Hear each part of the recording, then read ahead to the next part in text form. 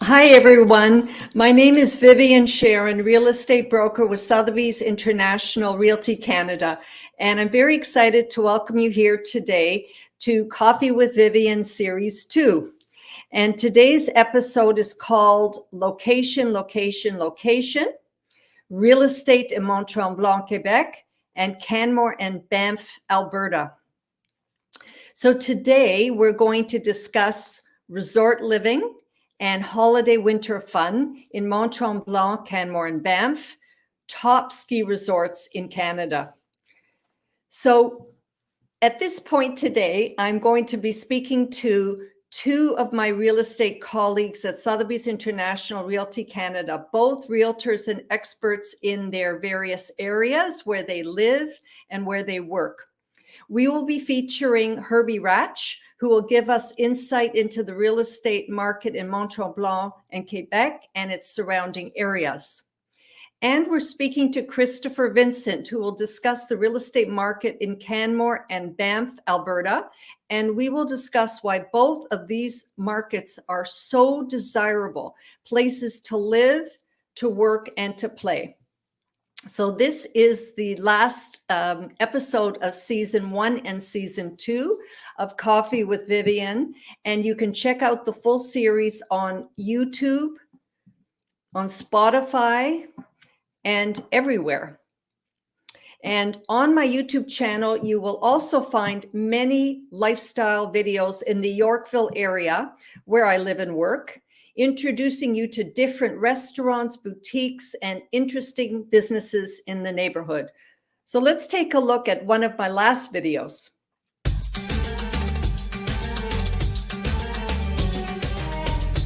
Hi, my name is Vivien Sharon, and I've been named Yorkville Lifestyle Roving expert, and I'm here today to share with you some exciting news about a beautiful restaurant called Amal, which is a Lebanese-inspired restaurant. Beautiful ambiance. The colors are light and turquoise and beautiful, and the music is the same, very melodic and Middle Eastern. And I'd like to introduce you to Jessica Dufour, who is project manager for Inc. Entertainment, which runs this restaurant in Yorkville.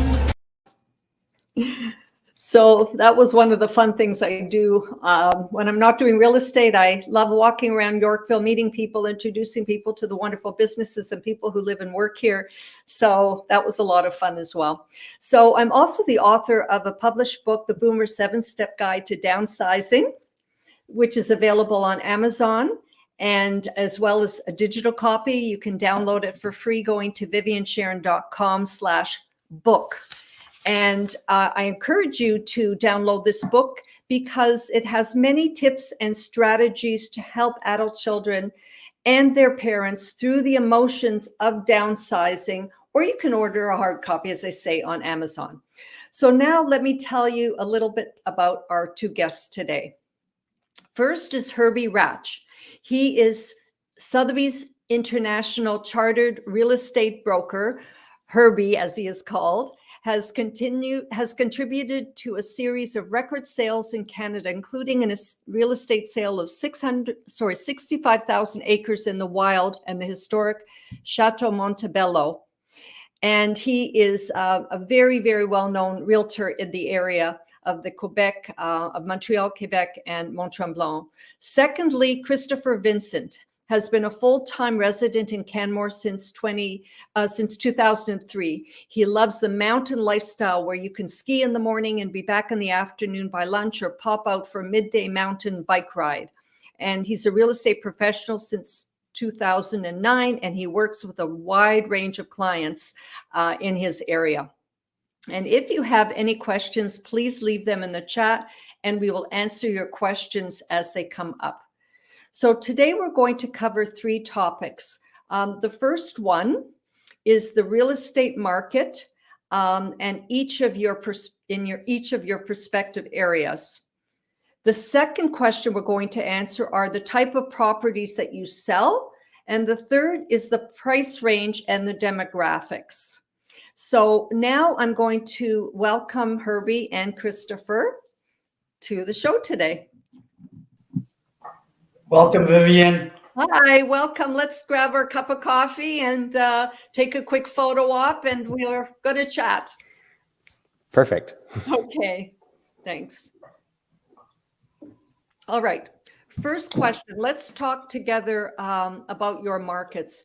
How would you summarize your market over the past 20 months? It's been a very interesting year and a half plus for everybody. So I'd like to direct it first to Herbie. What can you tell us about what you've experienced in real estate in Mont Tremblant and the surrounding areas in the past 20 months?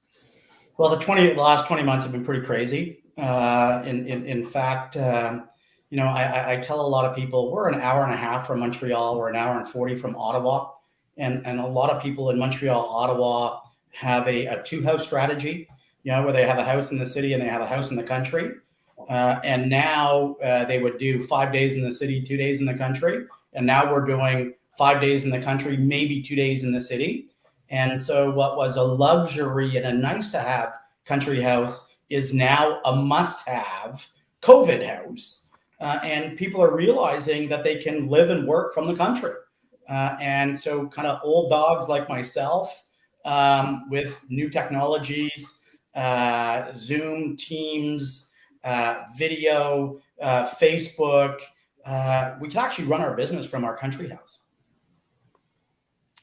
That's wonderful. So we realize that people migrate much more to 2 different lifestyles, and it seems to be working. And certainly, I can imagine business has been booming for you over the past 20 months. I'm very fortunate that Tremblant, we've got beautiful lakes in and around the region. So depending whether people want a ski in, ski out house or they want a lakefront house, and some people actually have the luxury of both to be lakefront and ski in, ski out, which is quite exceptional. That market has just taken off. With families cocooning, they want to cocoon in the country. They don't want to cocoon in the city. And with the great outdoors, Tremblant, the ski hill, is in the Parc du Mont Tremblant, which is the largest provincial park in the province of Quebec. And so you've got 14,000 hectares of backyard. So even if you're COVIDing, when you want to take a hike with your dog, a cross-country ski, a sail, a bike ride, the backyard's amazing. And so the only thing that I was disappointed with when we had the first wave of COVID, when they shut everything down, I moved my family to the country. My kids, we were all excited. That week we skied every day. And then the government, shut down the ski hill, which was no fun. So that was the only thing, but that's not going to happen moving forward. Yes. So fortunately, I geared up the kids and the family with backcountry gear. So that didn't stop us. So, every day we just went out and had a lot of fun. And a lot of families said, I need that now. I got to get out of the city, and it's no longer a luxury. It's a must-have for active families. Right. So real estate has been fantastic. I had 2 brilliant years. Looking forward is looking challenging because forward looking, we don't have any inventory left. It's like the shelves are dry. Yeah, we're going to talk about that in 2 seconds. I'm going to ask Christopher to jump in. Tell us a little bit about your market over the past 20 months. It's been super similar to Tremblant. And I think, when you look at Canmore or Tremblant, there's only a couple communities in all of Canada that have access to a major metropolitan center. So you've got, Squamish, ourselves, maybe up in the Blue Mountain townships in Tremblant. And so we've been in very much a seller's market since July of 2020. As soon as the first set of restrictions eased in Alberta, things just really took off. And it's been, a lot of folks out of Calgary and Edmonton. You can be parked downtown in Calgary in an hour. So they're moving up here. Maybe they had an existing smaller place and they're doing the swap of something bigger up here. They're commuting into the city. They're here 5 days a week or so. And then we've seen a lot of buyers out of the GTA recently, because you can fly into Calgary. It's a 4-lane highway. You're parked from the airport in about an hour and 10 minutes. And as long as you're on Zoom, yeah, sure, you get up 2 hours earlier, but then you've got mountain bike in the afternoon. So who cares if your workday finishes at 3? Wow. So it's been a busy season for you as well. Oh, for sure. And so now I want to ask both of you a question about what do you foresee now that we're really heavily into the winter season, December, January, February. What does business look like for each of you over the next few months? Herbie?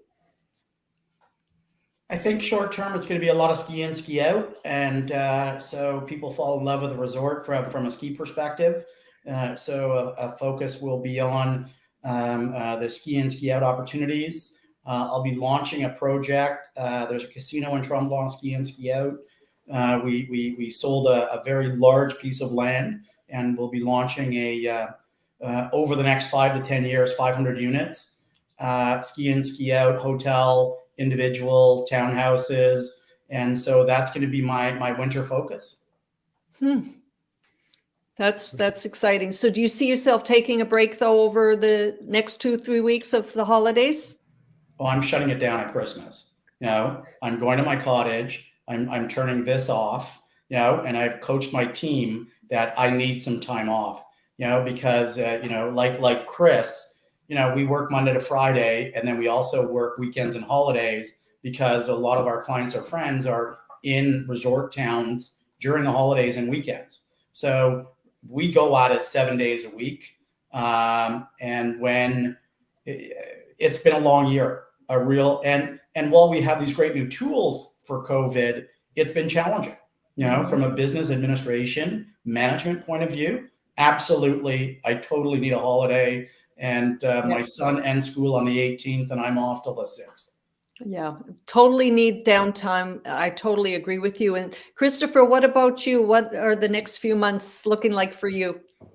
Yeah, so we, typically January has a little bit of a lull. There's a seasonality to the market, but this year we're not seeing that seasonality of the market, but just because of our such low inventory levels that people who maybe considered selling next spring are going to probably come to market. We're listing stuff in December, which typically I'd say don't bother, wait till after Christmas. And we're seeing multiple offers within hours on properties because of the urgency. I'll work through Christmas. We do a pretty brisk business from kind of Boxing Day to New Year's, especially this way with them falling bookend on the weekends. But I'm also running away to Lake Louise for a couple of days tomorrow, so it's okay.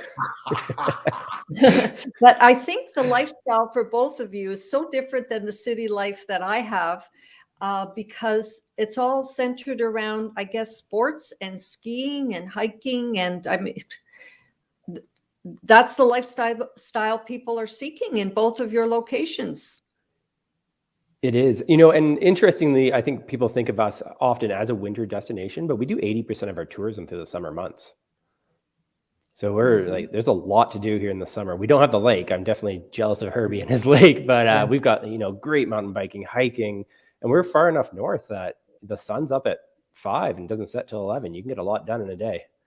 Yeah, wow. Amazing. We actually have more traffic in Tremblant than we do in the summer than the winter. So often people think we're a ski destination, but lakes, rivers, golf, mountain biking, everybody can drive up and go for a walk up the mountain. You don't have to be a skier, and the ski population is under 15% of the Canadian population actively ski, but 99% of the population can come for a hike, go on the lake, and tour the resort. So you'd be surprised at how both resort markets are much stronger off season than the winter. That's interesting. So now we're going to move from the intro. I want to go into each of your areas a little more. And we're going to, again, start with Herbie. And I want to ask you about the Mont Tremblant area that you service and cover. And are you also working in the Montreal area as well? Yeah, so I do both markets. So you're actually visiting me from my Montreal office.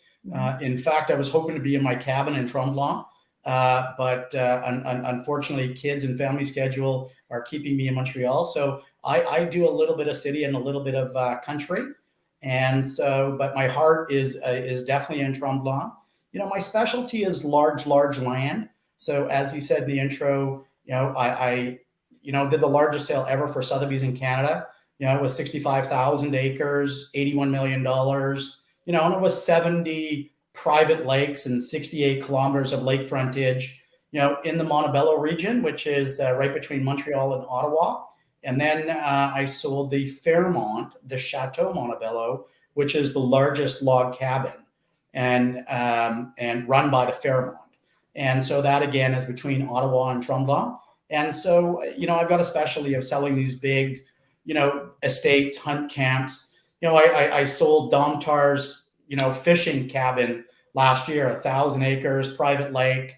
And it was, I'm actually sad I sold it, you know, because it was so much fun that every time I would bring clients and we would go fishing and do a shore lunch and have a couple of pints afterwards.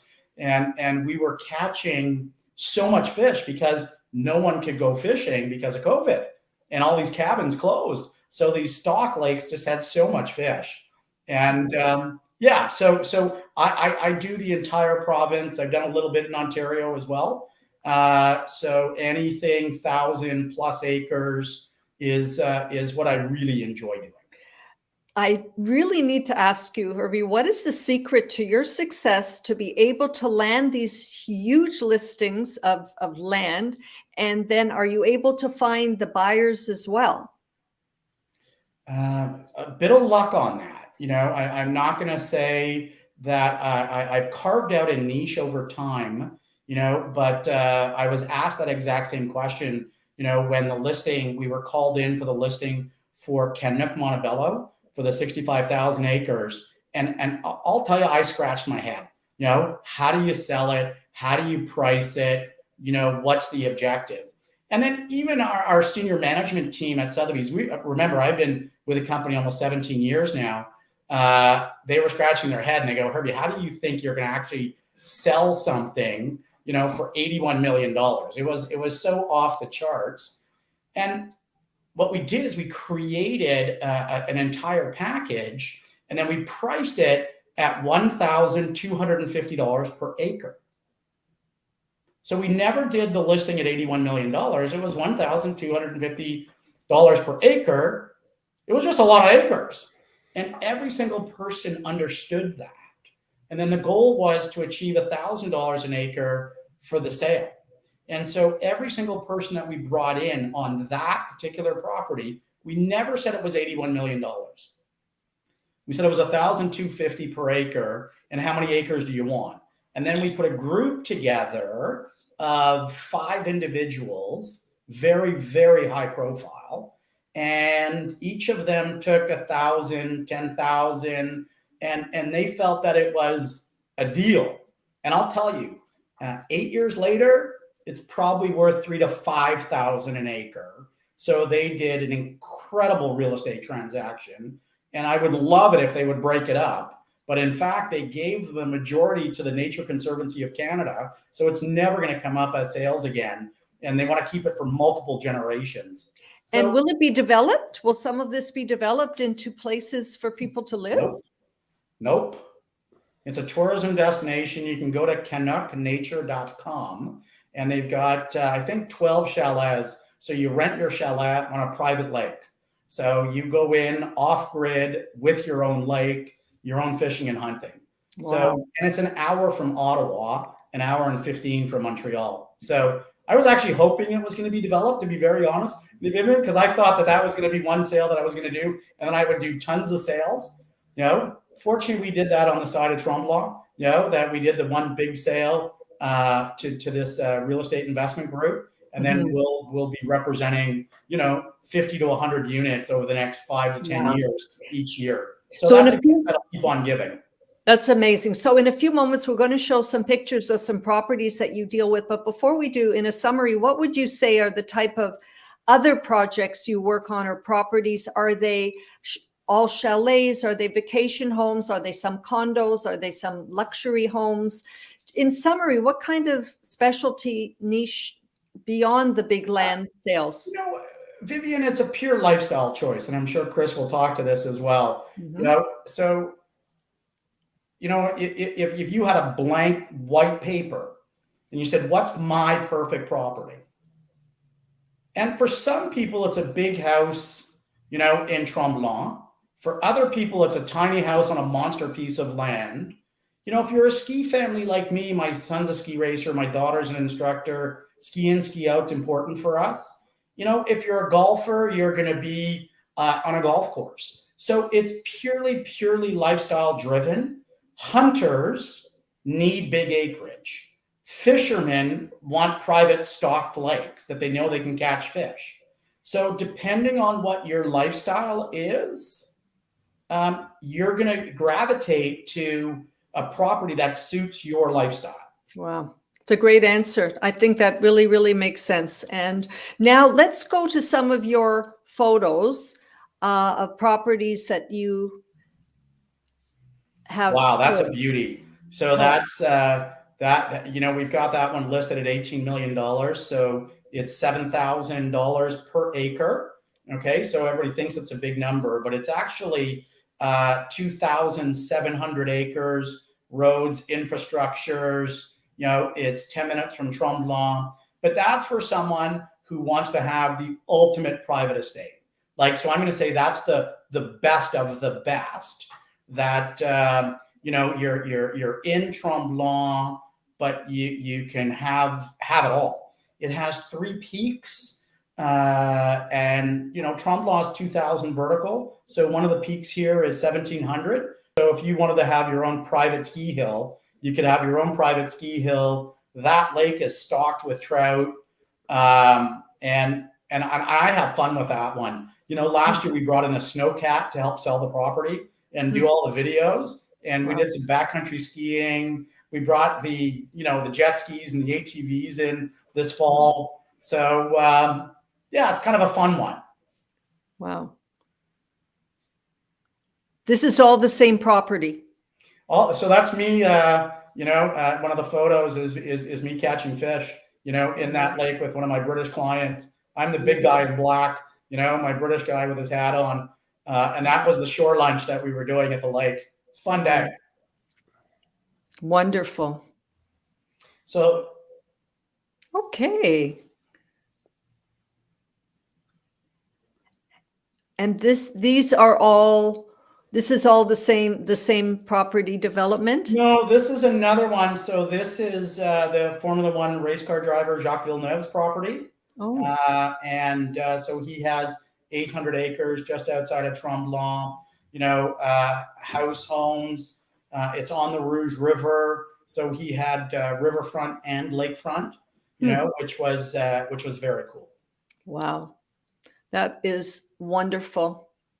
I think we have a great idea of the type of work that you do. And I think that I'm going to thank you for the insight you've given us in this brief time.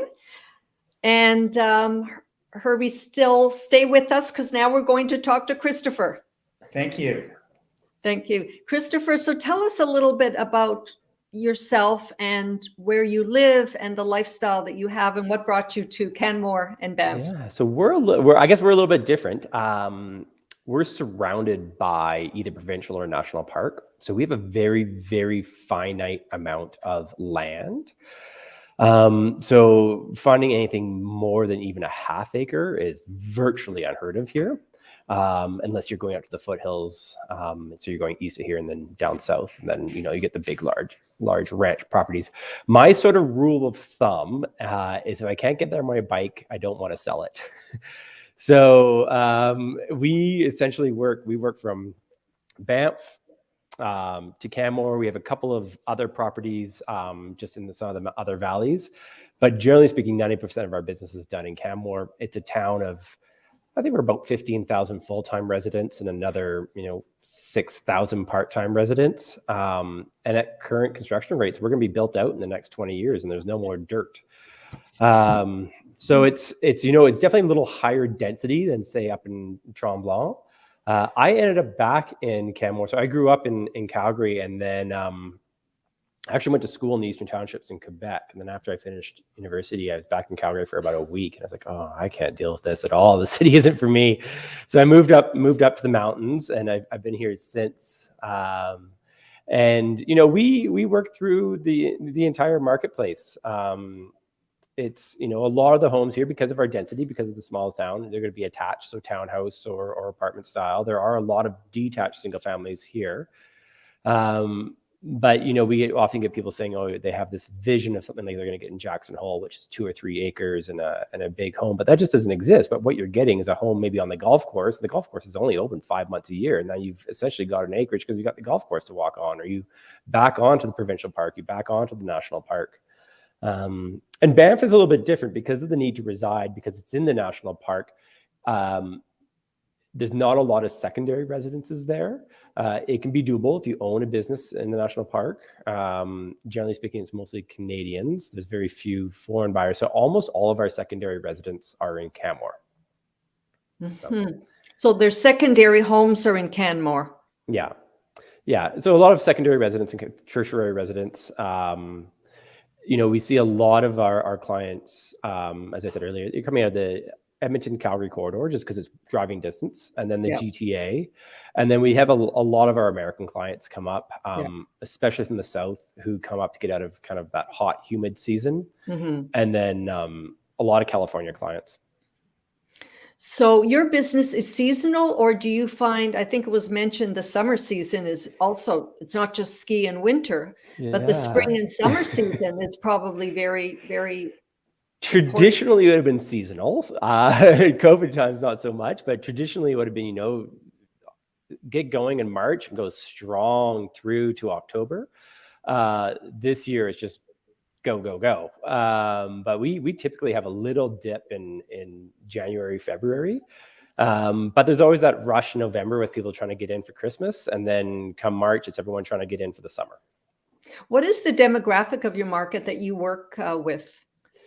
Yeah, so Canmore's a little bit different. Canmore has one of the highest net worth per capita in Canada. So it's a very affluent community for small town Alberta.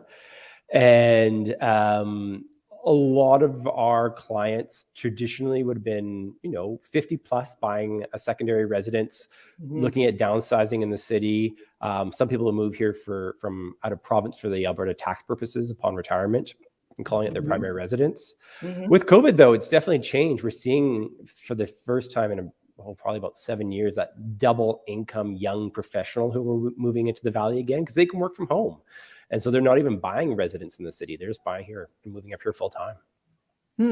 So let's see a few photos that you have of some of the transactions you've had. Maybe you can tell us a bit about them. Yeah, so this is an area up on the mountainside called Eagle Terrace. This area was developed in the early 2000s. And this is a home we marketed this past fall, set a record sale price. It was beautifully renovated. And so you're just shy of 5,000 square feet, and this home transacted just over $3 million for a detached home. Great views. This is down the valley bottom. So this is an area called Spring Creek. It used to be a trailer park, and before that was a dairy farm. And this is one of those like highest and best use developments. It's been in the family for 100 years, and they are redeveloping a master plan community that's right down the valley bottom. They're achieving the highest price per square foot of anybody in town right now because they are central. You park and you walk everywhere. It's a green development. They've got all geothermal, LEED built. So this was a 4-bedroom townhouse, about 1,700 square feet, and we were looking somewhere over 1.6. Backs onto the creek, great views, walking distance to literally everything. Wow, quite affordable. And that would be, again, a secondary home? Yeah, that was most likely the buyers on that were a secondary residence. This is a townhouse that we actually just sold up in Eagle Terrace again, big views. So depending on where you are in the valley, the mountains, the thrust faults are interesting. So if you're on the north side of the valley, you tend to get bigger views because of the way the mountains are set. And so this had panoramic, absolutely stunning views. Wow. This home was, going on, I think, about 15 years old. And it was just about 1.3 million, 3 bedrooms, 4 levels. So, when you're coming from out of province, it's actually very affordable. I think the thing about Canmore too is that when you're looking at other international destinations, it is quite affordable versus like some of the U.S. resort markets in the Rockies. Mm-hmm. This is Ravens Peak. This is a new development we're selling. Canmore is unique. So after the '88 Olympics, the town realized short-term rentals were going to become something of an issue for a community. And so they were very specific in the areas of town that allow short-term rentals. So you can't just buy anything and Airbnb it or VRBO it like you can through a lot of the rest of Canada. You have to have an area that has a specific land use allowing short-term rentals. Mm-hmm. So these are luxury short-term rental townhomes. Each one is about 1,800 square feet plus your deck space, geothermal heat, really well designed. They're designed by Sturgis Architecture, which is an award-winning firm out of Calgary and Vancouver. And these are listed anywhere from kind of 1.5 to 1.7, but they have the potential to generate a lot of revenue.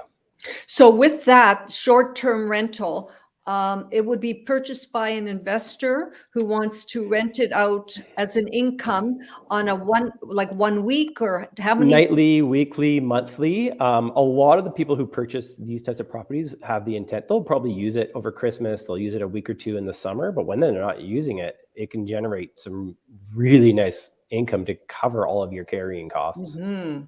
That's great. And this is Vivien, just from a taxation point of view, yes. The Canadian government allows you 10% personal usage. All right. So it's right across the country that you're allowed to buy a revenue producing property. And we have the same rules in Tremblant that designated short-term and no short-term rental. Short-term meaning nightly. And so the Canadian government allows you 10% personal usage. So 10% of 365 is 36 nights. So for someone who's only going to be there a few weeks a year, a couple of weekends, 36 nights is more than enough. Mm-hmm. And then it has to be available to be rented 90% of the time. And that's where you Airbnb or use a credible property management company. And a lot of zones will have property management companies obliged just from a security check-in, check-out, et cetera, et cetera. But It's actually really interesting for non-Canadians are allowed to buy that as well as a revenue producing. And the real winner is you don't have to pay the GST PST on the purchase price. You get to defer that, but the rental income has to charge GST PST. So there's a couple of tax benefits of owning short-term rental revenue producing properties Mm-hmm. that are good in both markets, all markets in Canada. Very, very good. Great point. Thank you. Good to know. Yeah. And this one? This is an old log cabin built in the 40s in Banff. I imagine that at some point in time it would probably be redeveloped. It's on a kind of a standard lot, but it was such a cute little house. It's actually, I think, the third time we've sold it over the years. It's spectacular, Chris. I love it. It is absolutely spectacular, and it's sold just shy of $1 million.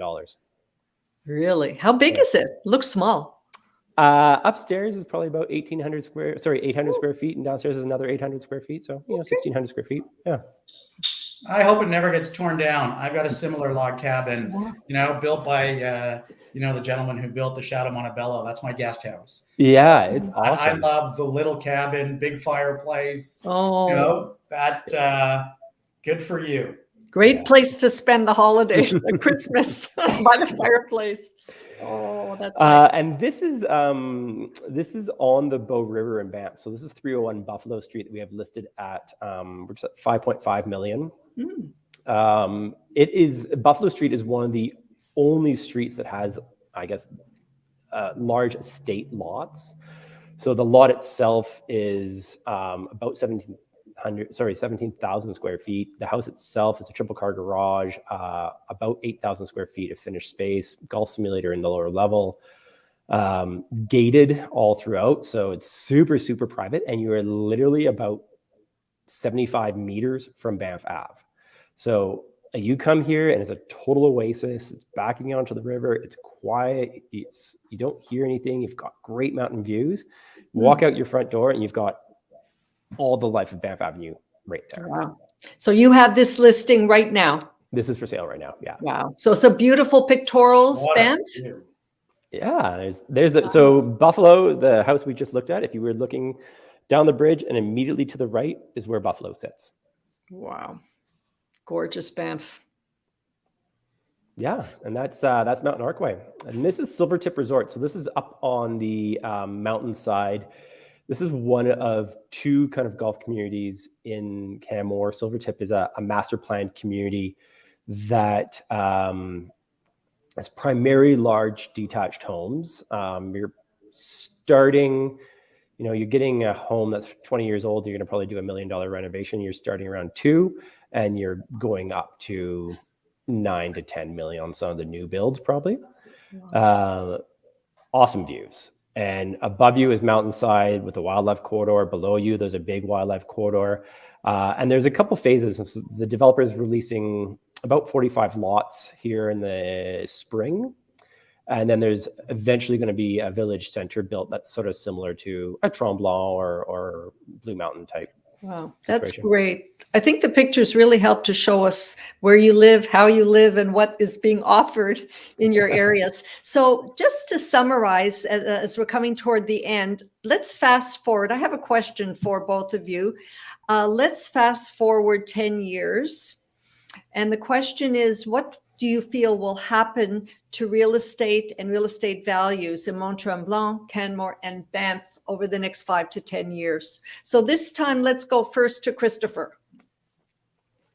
Yeah, I wish I had a crystal ball. I think the fundamentals for our region and resort markets in general is that there are very, very few communities where you can be at an international airport in an hour to an hour and a half. You have high-speed internet. We have phenomenal healthcare here. One of the few places in Canada where there's you have no problem getting a doctor.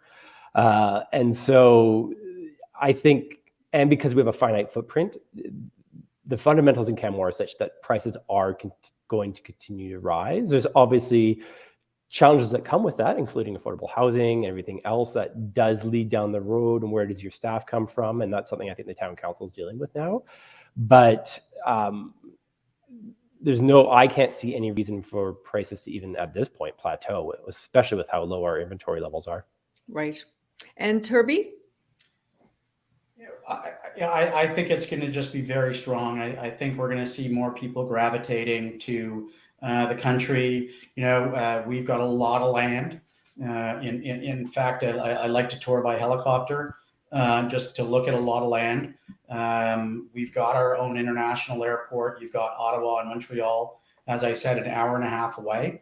And so it's quite easy for people to live and work full time. We do have a new hospital as well. You know what? So healthcare is okay in the Laurentians. I'm sure it's not as great as Alberta, but we're actually not that bad. So I think on a couple of metrics, cost per acre, land value is just going to go up in value.